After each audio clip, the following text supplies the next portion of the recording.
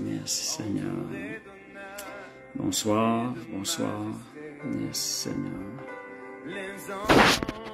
Ok, on va se préparer. Merci Seigneur. Amen. Juste pour vous mentionner, à soir, c'est la nouvelle alliance. C'est une alliance qui traite avec le cœur de l'homme. C'est ce qu'on va regarder. C'est ce qu'on va regarder dans ce soir. On va attendre quelques minutes, peut-être 5 minutes, le temps que quelques personnes puissent rentrer. Merci. Alléluia. Merci Jésus. Entre-temps, je vais aller prendre le lien. Merci Seigneur.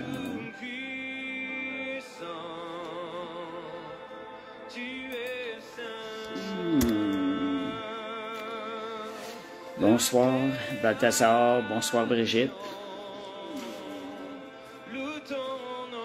Bonsoir Balthazar, bonsoir Brigitte.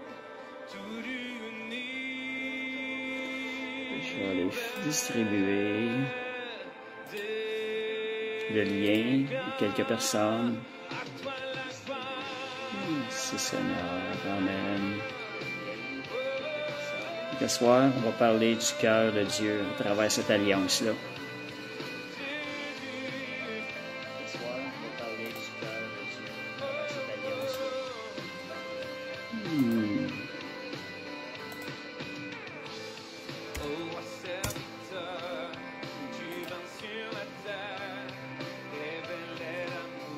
Merci Seigneur. Amen. Oh oh, on m'entend en écho. Attends un petit peu.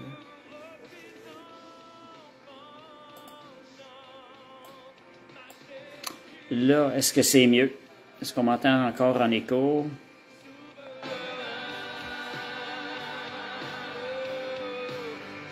Présentement, est-ce qu'on m'entend en écho? Est-ce que c'est bon le son? La musique est bonne.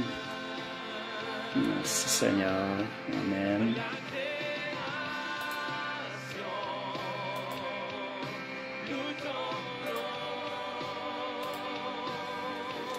Merci Seigneur. Amen. Pas plus longtemps.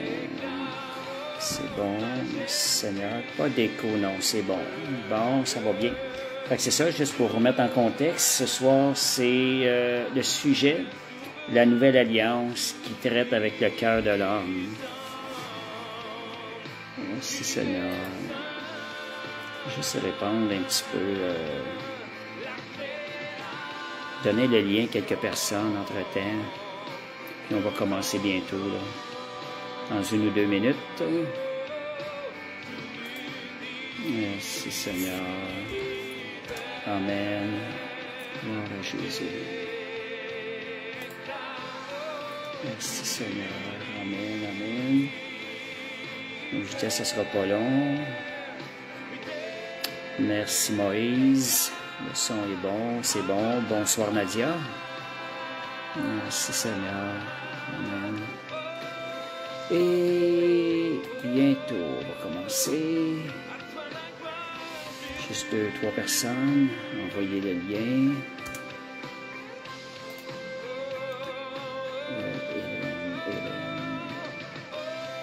OK.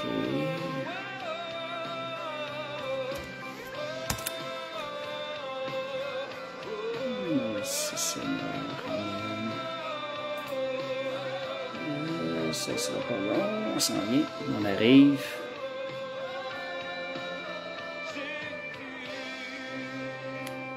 C'est bon, on va commencer maintenant. On va arrêter la petite musique. Merci Seigneur. Amen. Merci Seigneur. Bonsoir Josiane.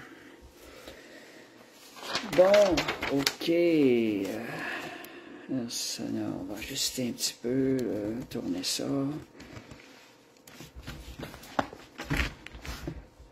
C'est bon. Bon.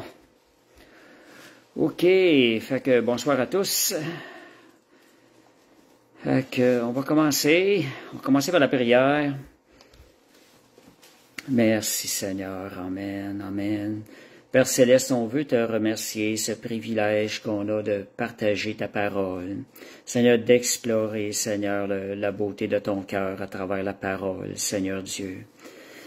À travers le Saint-Esprit, Seigneur. Merci de nous révéler, Seigneur, de quel amour tu nous aimes et la grandeur de cette nouvelle alliance, Seigneur Dieu, que tu as tout préparé pour nous, dont tu t'es chargé toi-même. Seigneur, merci, Seigneur, que le Saint-Esprit vienne nous rencontrer, chacun de nous ce soir, Seigneur, que nous en ressortions avec un cœur plein de gratitude, Seigneur. Seigneur Dieu, devant la grandeur de ce que tu as fait pour nous, la grandeur de cette nouvelle alliance. Merci, Père Céleste. Amen. Merci, Seigneur. Amen. OK. En parlant d'alliance, on va juste ajuster, que je sois centré un petit peu plus. Bon. En parlant d'alliance, encore un petit peu.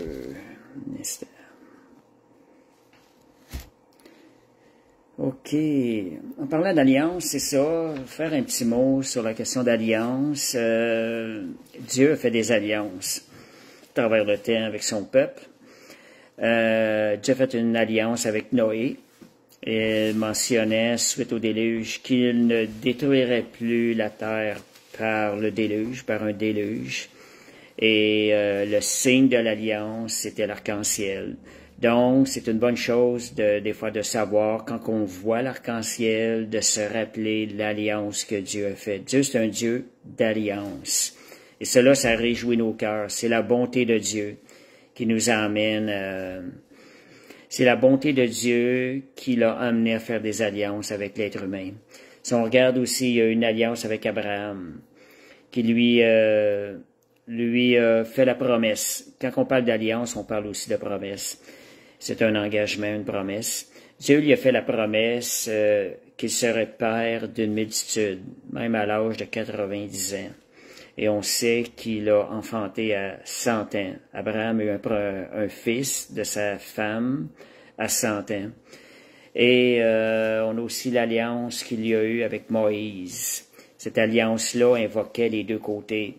Dieu s'engageait à bénir abondamment son peuple en retour de l'obéissance aux 10 commandements, à des lois que Dieu a établies. Donc, le peuple avait une partie aussi, obéir aux lois, afin d'hériter la faveur de Dieu sur les autres peuples. Et c'est ce qu'on appelle l'Ancienne Alliance. L'Ancienne Alliance, c'est celle qui a été faite avec Moïse. Et aujourd'hui, on va parler de la Nouvelle Alliance, celle que Jésus a scellée de son sang. Et Dieu, dans cette Nouvelle Alliance-là, Dieu s'est chargé, on va voir, même de nous rendre capables d'être fidèles à cette alliance-là. Et je commence avec... ça, c'est le point central de l'étude ce soir, c'est le secret le plus profond de l'alliance, de la Nouvelle Alliance, c'est que Dieu traite avec le cœur de l'homme. Et rajouter une parenthèse qu'on va voir plus loin, comment est-ce qu'il traite dans cette alliance-là? Il a pourvu par la main d'une puissance divine qui est le Saint-Esprit qui s'est chargé de déposer en nous. Donc, Dieu se charge même dans cette alliance-là de déposer quelque chose en nous qui nous permettrait d'être fidèles à cette alliance. C'est un Dieu merveilleux, c'est un Dieu qui a déjà tout, qui a pourvu à cette chose-là. Comme lorsqu'Abraham a sacrifié son fils Isaac, Dieu avait pourvu pour un bélier pour le sacrifice. Dieu avait pourvu pour le sacrifice. C'était en préfiguration de ce que Jésus ferait pour nous, ce qu'il a fait pour nous il y a 2000 ans. Si on regarde Hébreux 1, verset 3, moi c'est un verset de base avec moi je vois que la Nouvelle Alliance, souvent ça m'a travaillé, c'est que je vois ça de même. Jésus a tout ramené, le service de Dieu, au niveau du cœur. Il l'a ramené au niveau du cœur. En réalité, ce n'est plus une religion, mais une relation. En ramenant ça au niveau de la relation implique le cœur, tandis que servir des règles dans une religion n'implique pas nécessairement le cœur. C'est pas le genre de service qui est agréable à Dieu, de servir à travers une religion. Fait qu'on va aller voir Hébreux 1, verset 1 à 3. Je vais dire 2 à 3. Dieu, dans ces derniers jours, nous a parlé par le Fils, qu'il a établi héritier de toutes choses, par lequel il a créé le monde, et qui était le reflet de sa gloire. Regardez ici ces mots-là. Là. Je sais que dans différentes versions, j'aurais pu aller voir dans différentes versions, je suis certain qu'on verra encore des belles choses. Il était le reflet de sa gloire et l'empreinte de sa personne. Et soutenant toutes choses par sa parole puissante, il a fait la purification des péchés et s'est assis à la droite de la majesté divine dans les lieux très hauts. Le point ici important, il est le reflet de la gloire du Père. Il est l'empreinte de sa personne. Jésus est venu nous révéler le cœur du Père. Avant que Jésus vienne, ce qu'on voyait, c'était la justice de Dieu. C'était la colère de Dieu qui était révélée dans l'Ancien Testament. La justice, le Dieu de justice. Dans la justice de Dieu, ce qui était inclus, c'est que le mal se devait d'être puni.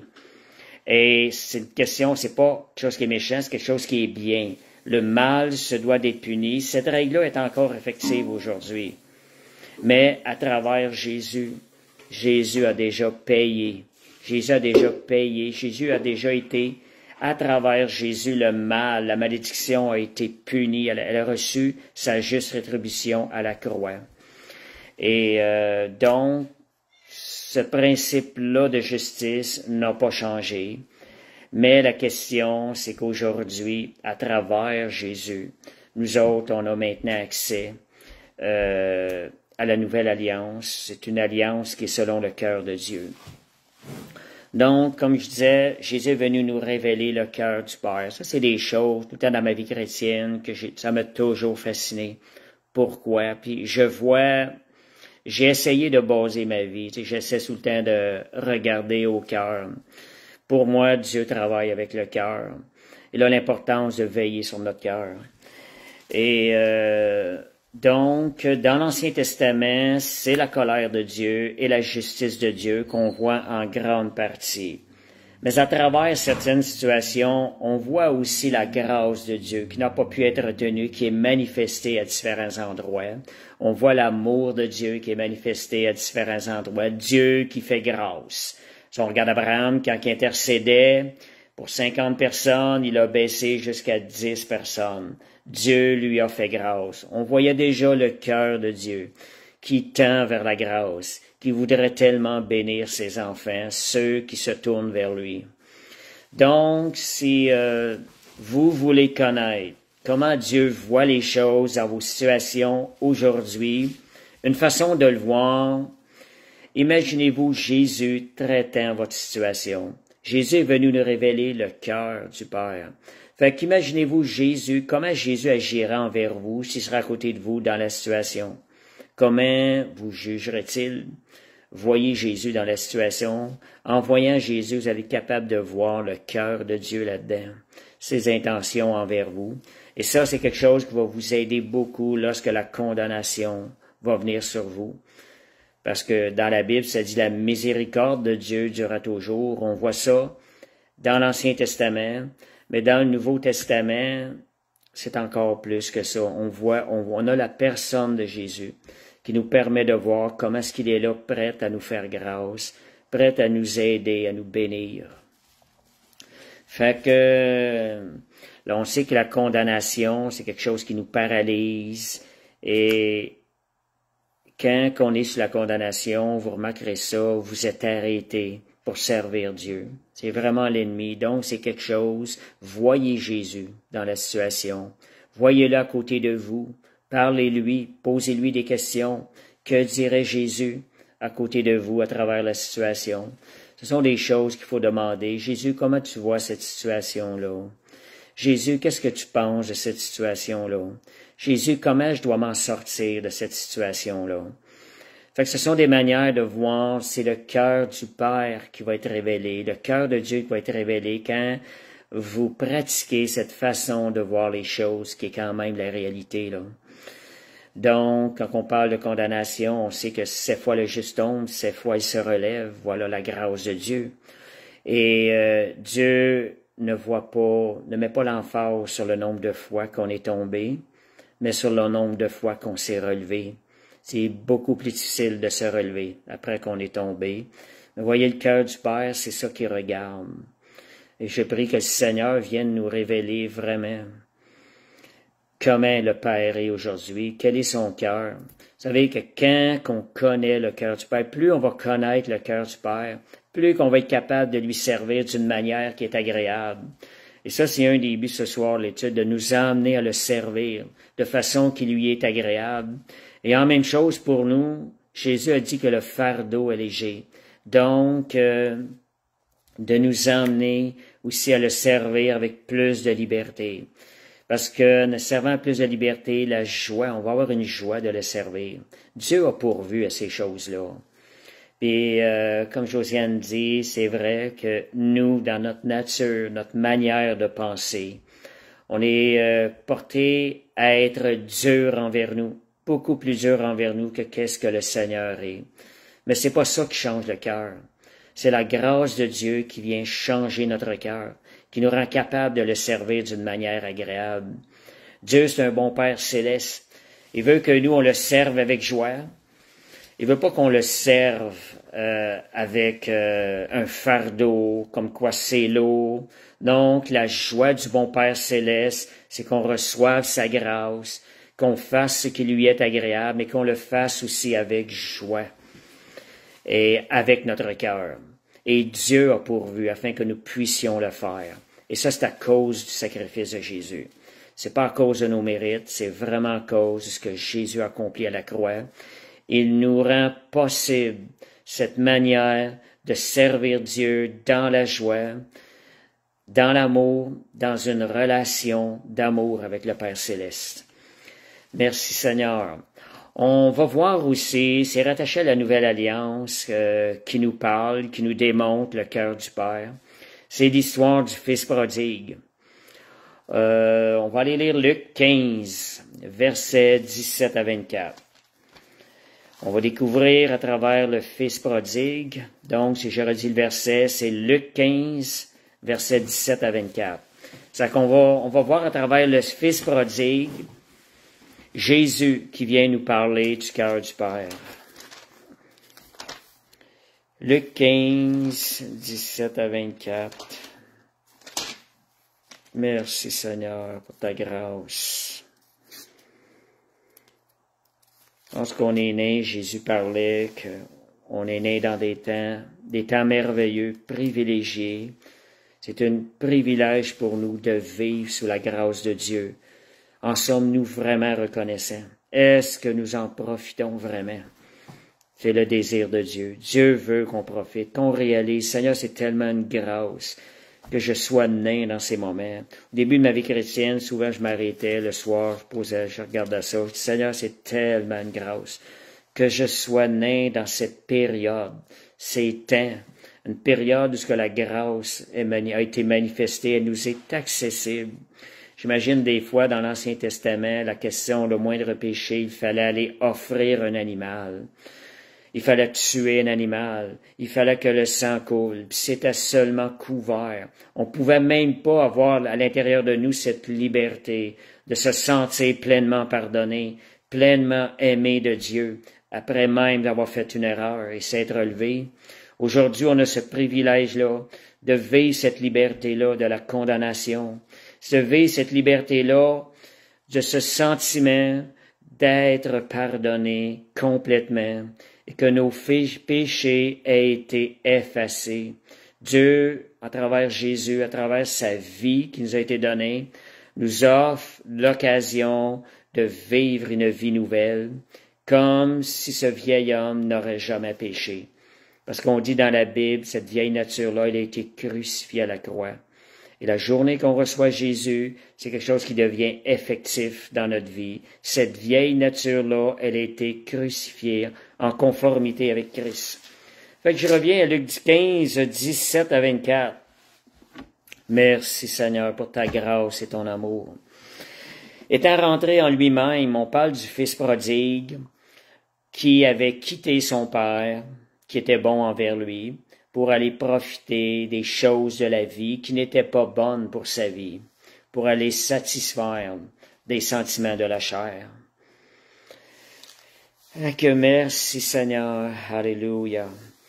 Donc, étant rentré en lui-même, le fils prodigue se dit, combien de mercenaires chez mon père ont du pain en abondance. Voyez, près du Père céleste, il y a l'abondance de la vie. Merci Seigneur. Et moi ici, je meurs de faim. Je me lèverai. Ça, c'est le résultat de celui qui s'éloigne du Seigneur. Il s'éloigne de l'abondance de la vie que Dieu nous donne, une vie de joie, de paix et d'amour et de bonnes relations avec le Père céleste. Donc, il dit, je me lèverai, j'irai vers mon Père, et je lui dirai, mon Père, j'ai péché contre le ciel et contre toi. Je ne suis plus digne d'être appelé ton fils. Traite-moi comme l'un de tes mercenaires. Il se leva et alla vers son père. Juste pour vous mentionner, mettre l'emphase, quand on parle du fils prodigue, on appelle même le titre le fils prodigue. Mais moi, ce qui ressort le plus de ces versets-là, c'est l'amour du Père lorsqu'il le reçoit. C'est son attitude. Ça, c'est le cœur du Père qui nous est révélé à travers ça. Et je ne suis plus digne d'être appelé ton fils. Traite-moi comme l'un de ces mercenaires. Ça, c'est le cœur repentant. C'est la même chose pour nous lorsqu'on retourne au Père céleste. C'est une parabole qui nous invite à retourner, si nous nous tombons, de ne pas rester sous la condamnation, mais de considérer la grâce de Dieu, l'amour du Père, qui est prêt à nous reprendre et à nous remettre sur le droit chemin. Il se leva, il alla vers son père. Comme il était encore loin, regardez ça, son père le vit et fut ému de compassion. Il n'était pas rendu encore vers son père, mais regardez déjà à la vue, lorsque son Père céleste, dès qu'il l'a vu au loin, aller vers lui, son cœur fut ému de compassion. Quel amour ce Père céleste-là envers nous. C'est cet amour-là qu'il y a pour nous, tellement grand. Il courut se jeter à son cou et le baisa. Voyez Jésus, si vous avez de la difficulté des fois à vous relever, regardez ça, ce verset-là. Voyez le Père céleste qui vous regarde au loin, vous détournez et vous retournez vers lui, allez vers lui. Et voyez son cœur qui est émis de compassion. Et il courut, le Père courut vers son Fils. C'est la compassion de Dieu. Dieu court vers nous. Lorsqu'on revient, Dieu est prêt, il court vers nous. Et ça dit, il se jetait à son cou et le baisa. C'est pas le Fils, c'est le Père qui a couru vers son Fils. Et il est allé le prendre dans ses bras.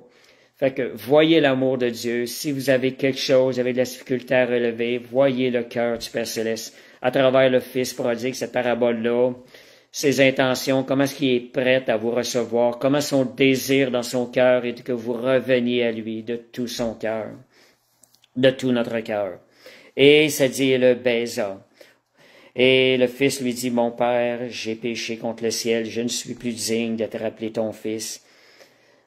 Et il lui dit, le fils demande même pas à être revenu comme fils, il demande même espérance de revenir même comme un serviteur.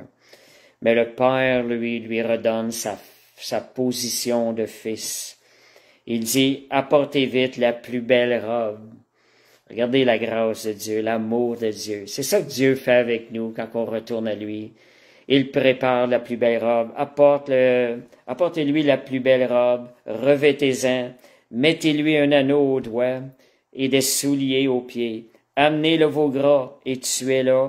Mangeons et réjouissons-nous. Car mon fils que voici était mort, il est revenu à la vie. Il était perdu, il est retrouvé. Et ils commencèrent à se réjouir. Imaginez-vous, après avoir tombé, le Père Céleste retrouve la joie de nous avoir avec lui. Il est le bon berger. Merci Seigneur. Moi, je prie Seigneur, Seigneur nous donne vraiment de réaliser ça. C'est tellement merveilleux. Je suis en train d'en parler, là, je ressens la joie du Père Céleste. Quand il nous regarde, même au loin, il dit, regarde Benoît, viens, puis il court vers nous. C'est lui qui accourt vers nous. C'est tellement merveilleux. Merci Seigneur. Pourquoi se priver et se priver de ça, de la grâce de Dieu? Courons. Parole de Dieu, ça dit aussi, Hébreux 4.16, je vais juste aller le lire. Hébreux 4.16, hein, pour avoir les paroles justes que c'est écrit. Empressons-nous, si je me rappelle bien, et approchons-nous donc de Dieu avec assurance, afin d'obtenir miséricorde et de trouver grâce pour être secourus dans nos besoins. Vous savez que le fait de retourner à Dieu fait partie de notre désir de lui être agréable. Parce que quand on retourne à Dieu, c'est comme ça qu'on va être capable de le servir. C'est pas en se condamnant et en étant resté à terre. Si on est condamné, de dire, Seigneur, c'est quoi, Seigneur, qui peut être plus agréable? Si tu de rester là, Seigneur Dieu, que je peux plus servir ton royaume? Non, le Seigneur, il dit, relève-toi. C'est à nous de dire, OK, Seigneur, je me relève pas parce que je le mérite, pas parce que j'en suis digne, mais parce que, Seigneur, c'est la meilleure façon de te servir et de faire la joie de ton cœur.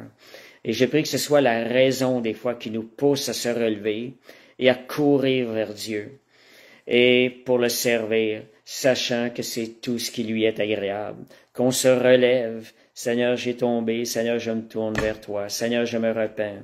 Je change ma manière d'agir, je cours vers toi. Et dans Hébreux 4.16, que ça dit, afin, pour être secouru dans nos besoins. Donc, il y a un secours qui vient quand on s'approche de Dieu. Et Dieu nous donne la force, une force de le servir encore, lorsqu'on s'approche de lui. Donc, on a tout à gagner à se relever et à courir vers le Seigneur. Et je fais le lien ici avec la nouvelle alliance. Quand j'y disais, elle traite avec le cœur de l'homme. Voyez ce que j'ai rencontré du Fils prodigue, comment que la nouvelle alliance traite avec le cœur de l'homme. On voit le cœur du Père qui est touché. Et le Fils prodigue est touché aussi par l'amour. Nous sommes touchés au niveau de notre cœur quand Dieu nous reçoit dans sa grâce. Donc, et juste pour vous dire, tout cela est possible à travers Jésus. Jésus qui est le chemin qui nous permet de s'approcher du Père. C'est toujours par la foi en ce que Jésus a fait, par la foi en son sacrifice à la croix. Merci Seigneur. Alléluia. Bonsoir Françoise. C'est ça. Et c'est ça, fait que Dieu lui leur a donné la place de fils bien-aimé. C'est ce qu'il fait envers nous. Il a toujours les bras ouverts. Si vous êtes tombés, ne tardez pas à revenir vers le Père et laissez-vous tomber dans les bras de l'amour infini du Père, afin d'être restauré. Et cela va vous rendre capable de le servir d'une manière qui lui est pleinement agréable. Merci Seigneur. Juste pour vous rappeler que 7 fois le juste tombe, 7 fois il se relève. On voit l'amour de Dieu. Amen, amen, amen. J'ai pris l'habitude de dire Françoise. Ça, il y a quelqu'un qui est coupable de ça, là. Fait que, OK, la nouvelle alliance à travers le sacrifice de Jésus à la croix, c'est ce que je viens de mentionner. Elle nous révèle Dieu lui-même. Elle nous révèle le cœur. Découvrir ce qui est compris dans la nouvelle alliance, ça nous révèle le cœur de Dieu. Cette nouvelle alliance-là, elle a été scellée par le sang de Jésus. Jésus l'a scellée par son sang. Et qu'est-ce qui est inclus dans cette nouvelle alliance-là? Dieu s'est chargé de nettoyer notre cœur. Il le rend tout nouveau et et il nous fait passer d'un cœur de pierre à un cœur de chair. Et il y dépose son esprit à l'intérieur. Tantôt, je disais que cela, la nouvelle alliance, c'est la main d'une divine puissance, le Saint-Esprit qui est déposé en nous. C'est là que Dieu met sa force en nous. Et Ézéchiel 36, 26 à 27. J'ai relu dernièrement quelques reprises ce verset-là. Je trouve que c'est un verset dans l'Ancien Testament déjà qui nous annonçait la nouvelle alliance et que comportait cette nouvelle alliance-là. On peut voir le cœur du Père. C'est même indiqué dans un endroit que Dieu même avoue qu'il ne s'est pas occupé assez de nous dans l'ancienne alliance. Alors il a refait une nouvelle alliance. Ézéchiel 36. Merveilleux Seigneur. Alléluia. Dieu aura pu nous exclure de ça, mais c'est son amour envers l'homme qui a fait désirer être en amour, vivre une relation d'amour avec l'homme. C'est pour ça que fait une nouvelle alliance. Une alliance où on est réconcilié avec Dieu. Ézéchiel 36, 26 à 27, ça dit, « Je vous donnerai un cœur nouveau. Je mettrai en vous un esprit nouveau. J'ôterai de votre cœur le cœur de pierre, et je vous donnerai un cœur de chair. Je mettrai mon esprit en vous, et je ferai en sorte que vous suiviez mes ordonnances, et que vous pratiquiez mes lois. » Dieu s'est chargé, même de notre part, en nous donnant le Saint-Esprit. Il a mis ici, ça dit, « Je ferai en sorte que vous suiviez mes ordonnances. » Ça, c'est par le Saint-Esprit qui nous a été donné quand nous avons reçu la vie de Jésus. Quand nous sommes nés de nouveau, le Saint-Esprit en nous se charge de nous faire marcher dans ses lois, dans les voies de Dieu. Fait que son amour et sa toute-puissance, le Saint-Esprit travaillant ce cœur pour accomplir cette promesse, je vous ferai marcher dans mes voies, et je ferai que vous observeriez mes commandements. Quand je dis, on va aller voir Éphésiens 3:20, qui nous parle aussi qu'il a vraiment déposé en nous son Saint-Esprit, qui nous rend capables de le servir. Merci Seigneur. Éphésiens 3:20, merveilleux Jésus. Alléluia. Éphésiens 3:20. J'aime cette traduction-là. Quand ça dit Éphésiens 3:20, à celui qui peut faire, par la puissance qui agit puissamment en nous. C'est le Saint-Esprit. Il est en nous, infiniment au-delà de tout ce que nous demandons ou pensons. Il peut faire au-delà de ce que nous pouvons faire, même imaginer. Fait que cela, le Saint-Esprit est le don qui nous a été donné à travers cette promesse de la Nouvelle Alliance qu'on a vu Ézéchiel 36. C'est le Saint-Esprit qui nous a été donné dans cette Nouvelle Alliance. Donc, Jésus a tout ramené, le service envers Dieu au niveau du cœur, servir Dieu de tout notre cœur. Matthieu 22, 36 à 38. Matthieu 22, 36 à 38. Matthieu 22, 36 à 38. Oh Seigneur, c'est tellement merveilleux. Ta grâce. Donc, Matthieu 36 à 38, quel est le plus grand commandement de la loi? On demande à Jésus. Jésus lui répondit, tu aimeras le Seigneur ton Dieu de tout ton cœur, de toute ton âme et de toute ta pensée. Fait qu'on voit Jésus est en train de transférer l'ancienne alliance à la nouvelle alliance. On sait que la nouvelle alliance, elle n'était pas instaurée au moment où Jésus était sur terre. Elle a commencé suite à la résurrection de Jésus. Donc, Jésus est en train de préparer les gens à la nouvelle alliance. Il est en train de transférer la compréhension de ramener non plus la religion, mais la relation de cœur. Et 38, c'est le premier et le plus grand commandement. Donc, ça dit même de ces commandements dépendent la loi et les prophètes. Donc, plus profond et plus profondeur que ce que la loi et les prophètes, Jésus nous a amené, Jésus veut nous emmener à travers cette nouvelle alliance-là. Et je vous montrerai un exemple aussi, comment est-ce que la nouvelle alliance, elle traite plus profondément dans le cœur. Si on regarde le jeune homme riche, Matthieu 19, 20 à 21. Le jeune homme riche, on voit là-dedans que la nouvelle alliance, elle nous emmène plus profond, elle sonde la profondeur de nos cœurs. L'ancienne alliance, on pouvait faire des choses extérieurement, comme ce jeune homme riche-là. Il dit, j'ai tout respecté la loi, les 10 commandements. Mais Dieu voyait plus loin que ça. Jésus voyait son cœur. Il est venu le confronter au niveau de son cœur. En réalité, ce que Jésus voulait, c'était pas nécessairement qu'il vende tout, mais il est venu lui montrer, regarde ton cœur. Ton cœur n'est pas parfait.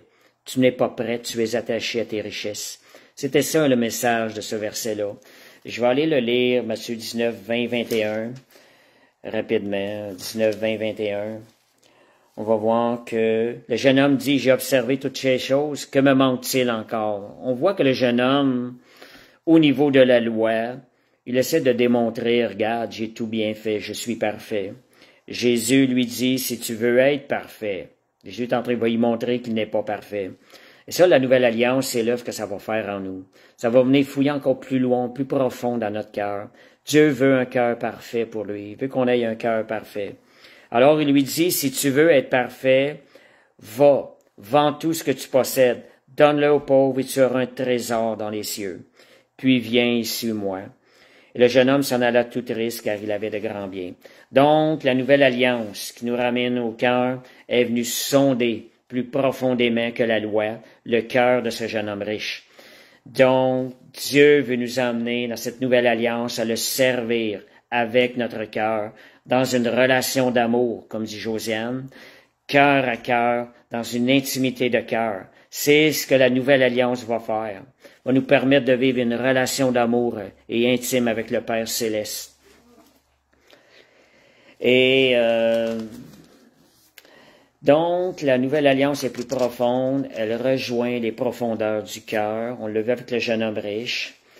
Et Proverbe 4, 23, ce qui est un verset que je trouve rattaché à l'ancienne alliance, à la nouvelle alliance, c'est le Proverbe 4, 23. C'est un verset qui me revient souvent quand je pense servir Dieu avec la nouvelle alliance. Comme Lisa dit, Dieu, ce qu'il veut, c'est notre cœur. C'est pas nos œuvres, c'est notre cœur qui veut. Merci Seigneur. Proverbe 4, 23. Garde ton cœur plus que toute autre chose, car de lui viennent les sources de la vie. Dieu veut la vie.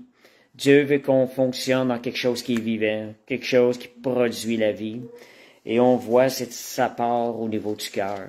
Tandis que l'ancienne alliance, la loi, n'implique pas nécessairement toujours le cœur. Les œuvres peuvent être faites de façon extérieure, apparemment bonnes, mais sans que le cœur n'y soit présent. Et moi, je me rappelle un peu, lorsque j'étais jeune, c'est pas certain de l'âge, peut-être à 12 ans, je me rappelle que je priais, je m'étais engagé à prier le Seigneur à genoux, 1 heure de temps tous les soirs. Et je lisais des lectures de prière pour m'aider à prier. J'étais catholique, j'avais pas la vie de Jésus. Mais je me rappelle bien que je ne me permettais pas de dire une parole sans que mon cœur y soit pas dans cette parole-là. Parce que je voulais essayer, Seigneur, je veux faire les choses avec le cœur. Je n'avais pas l'esprit. Mais quand même, Dieu, c'est probablement ça qui m'a amené à le connaître quelques années plus tard. Et de ne pas, même aujourd'hui comme chrétien, faire attention quand on prie, que les paroles que l'on dit, qu'elles proviennent de notre cœur, qu'elles soient sincères. Je veux pas devenir religieux dans nos paroles, d'être attentif quand on prie. Seigneur, je veux que ces paroles-là proviennent de mon cœur. Je veux que ce soit des paroles qui produisent la vie, Seigneur. Je ne veux rien de ce qui ne produit, qui n'est pas. Je ne veux rien dire dans lequel il n'y a pas la vie. Si notre cœur n'y est pas, la vie n'y est pas. Alors, ça, c'est le résultat, c'est le cœur de la nouvelle alliance. La nouvelle alliance, elle rejoint les profondeurs de notre cœur. Elle doit provenir de là. Quand ça disait aussi la promesse avec le Saint-Esprit vient chercher les profondeurs de notre cœur. Ça dit des fleuves d'eau vive couleront de nos seins, de notre intérieur. Les fleuves d'eau vive, ce sont des fleuves qui vont couler de l'intérieur du cœur allant vers Dieu. Une promesse que Dieu nous a donnée à travers le Saint-Esprit. Qui d'autre que le Saint-Esprit peut nous donner d'avoir un cœur sincère? Fait que c'est un cœur, donc, c'est un cœur qui est en parfaite harmonie avec lui, une vie et une marche selon les voies de Dieu. Ce sont les promesses qui sont incluses dans la Nouvelle Alliance et dont le Saint-Esprit va nous permettre de nous rendre capables. Une autre chose aussi, quand on parle de oui, Dieu recherche des adorateurs en esprit, en vérité. Vraiment profond, Jean 6, 28 à 29. Ça, c'est un verset que je n'avais pas parlé. Ça l'implique vraiment qu'on le serve avec notre cœur. Amen. Et donc, quelque chose qui est très, très important dans la Nouvelle Alliance. Quand on parle Nouvelle Alliance, on associe ça grâce de Dieu. Grâce imméritée de Dieu qui a été manifestée envers nous.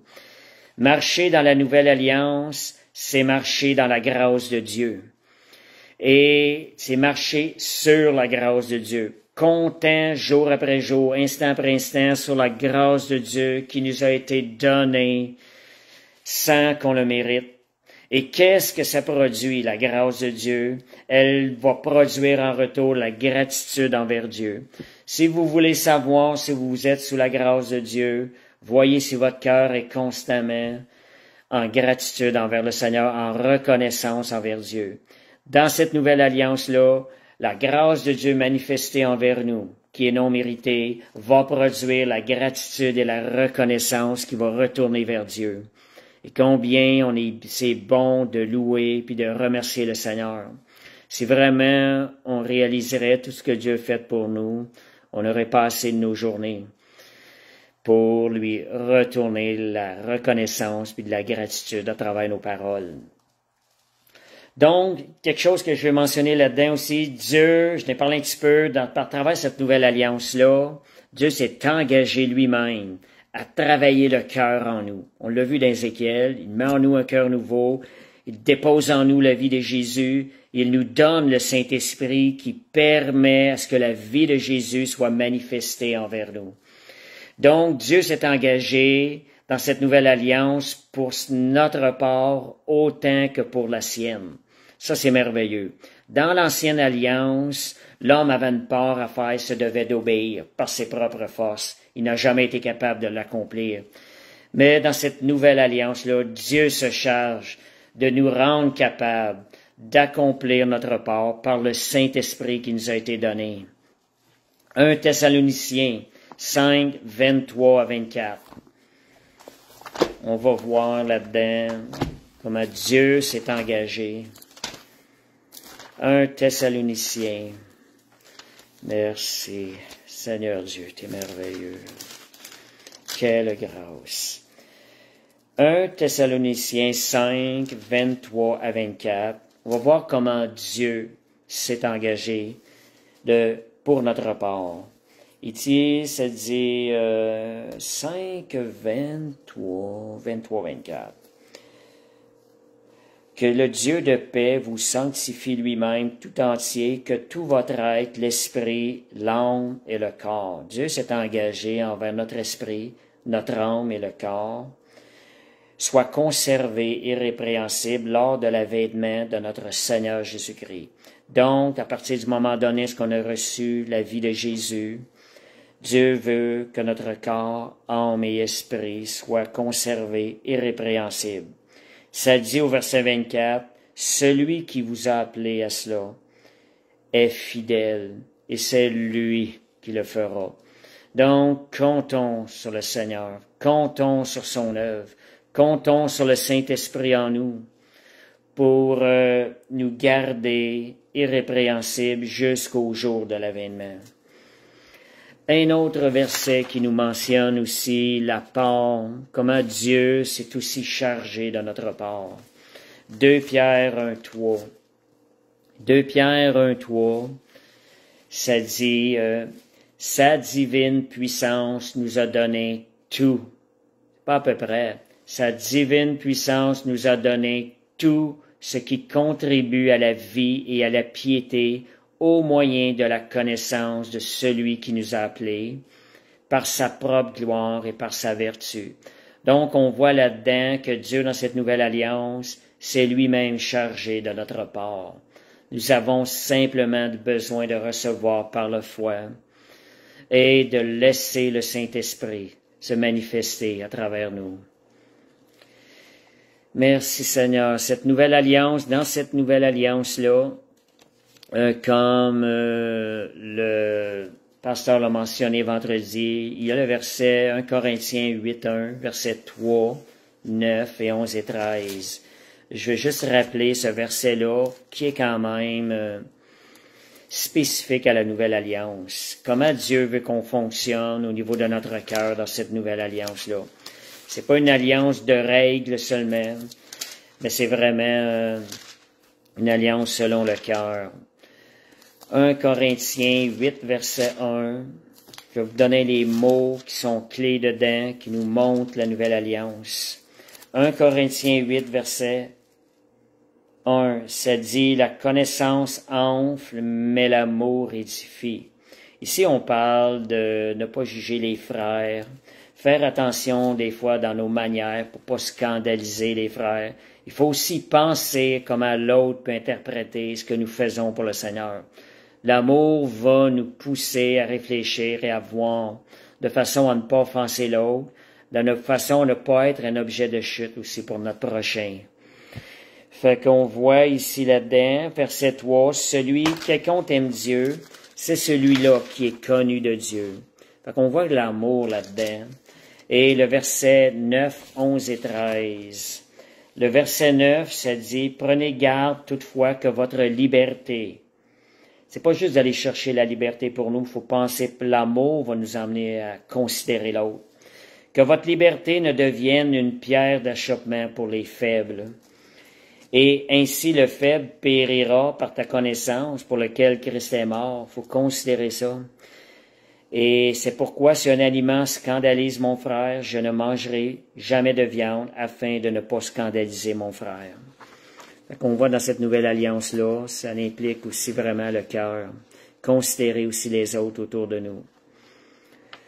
Donc, c'est une alliance de liberté. Galates 4, verset 30, nous mentionne que l'ancienne alliance, elle est considérée comme la femme esclave. Nous étions comme des esclaves avant d'entrer dans cette nouvelle alliance-là. Esclaves de notre vieil homme, de cette nature pécheresse-là. La nouvelle alliance, c'est comparé à la femme libre. Donc, c'est une alliance de liberté. Dieu nous appelle à marcher dans une liberté de cœur. Et fonctionner avec notre cœur, nous sommes libres de fonctionner avec notre cœur, vraiment au niveau de notre cœur. Donc, c'est une loi de liberté. 2 Corinthiens 3, verset 6. 2 Corinthiens 3, verset 6. Il nous a rendus capables d'être ministres d'une nouvelle alliance, non de la lettre, mais de l'esprit, car la lettre tue, mais l'esprit vivifie.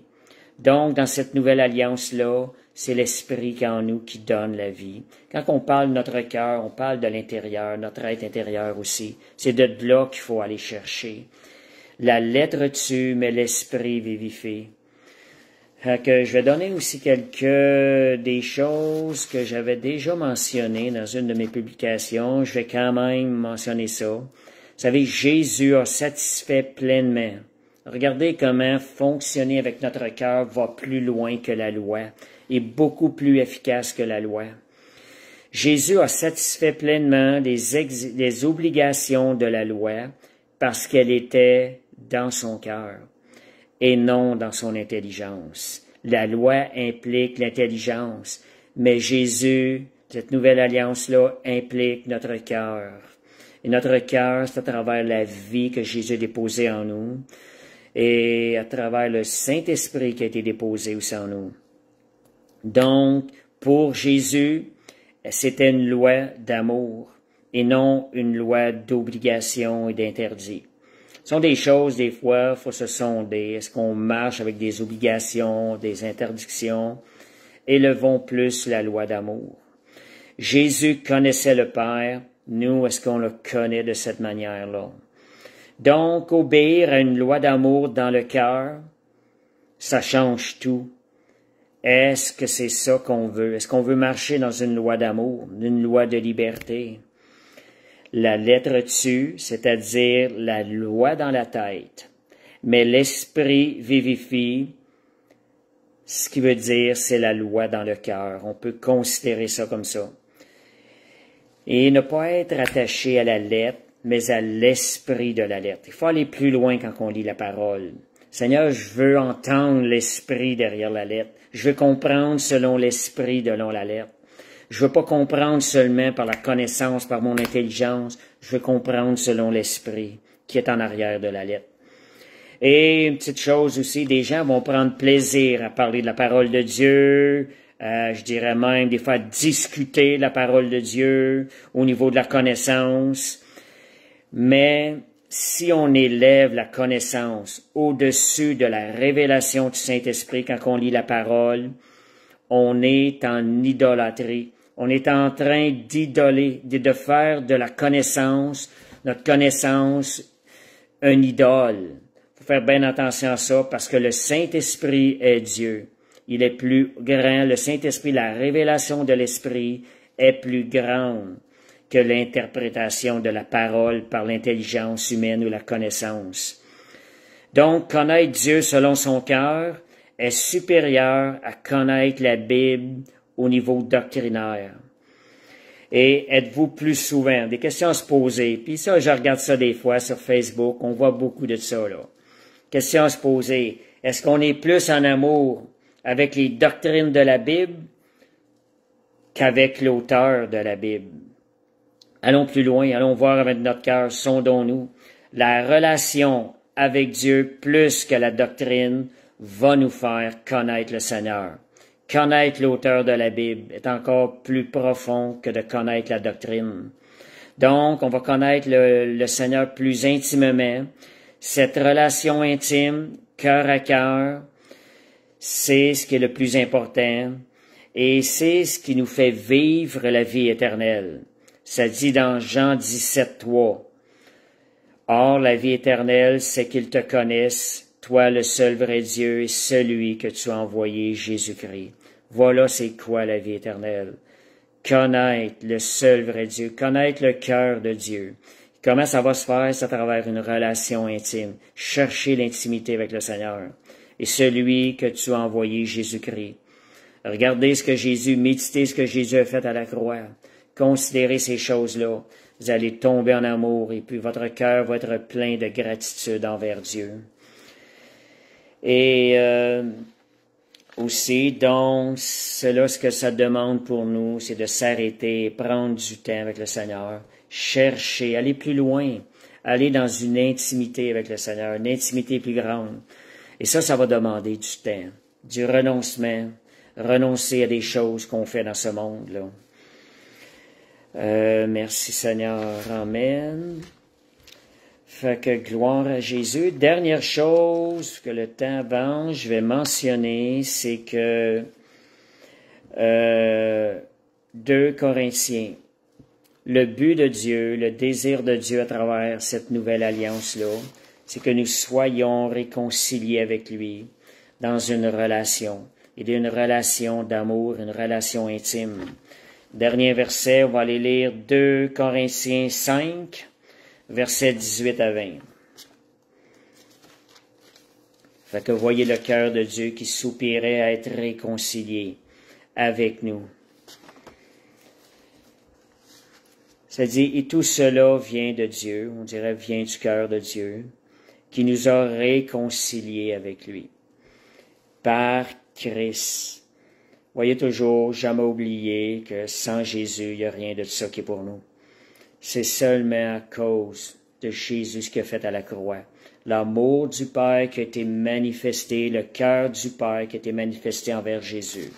Donc, 2 Corinthiens, chapitre 5, versets 18 à 20. Réconcilier avec Dieu afin de retrouver la même relation qu'Adam et Ève avaient avec Dieu avant la chute, lors de la création. Et ça dit dans les versets, et tout cela vient de Dieu. On voit que c'est le cœur de Dieu qui a initié ça, qui nous a réconciliés avec lui par Christ et qui nous a même donné le ministère de la réconciliation.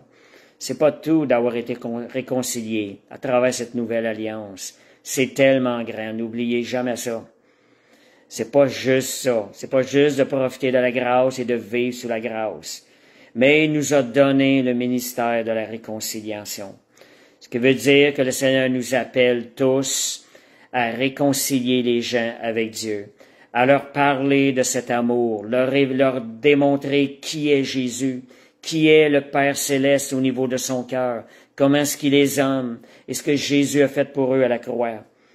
Et ça dit ici, car Dieu, Jésus, on voit, était en Christ, Jésus est Dieu, et réconciliant le monde avec lui, en n'imputant point aux hommes leur offense, il a mis en nous la parole de réconciliation. Et ça dit, nous sommes donc des ambassadeurs de Christ, comme si Dieu exhortait par nous. Voyez notre mission, on est appelé à réconcilier le monde avec Dieu. Toute une mission merveilleuse. C'est en demeurant dans la reconnaissance. Donc, on est tous appelés à partager cet amour-là, faire connaître Jésus aux gens qui nous entourent. Merci Seigneur, Amen. Fait qu'on va s'arrêter là. Merci Seigneur, cette nouvelle alliance-là, c'est merveilleux, puis que Dieu nous donne de découvrir encore plus tout ce qui est inclus dans cette nouvelle alliance-là.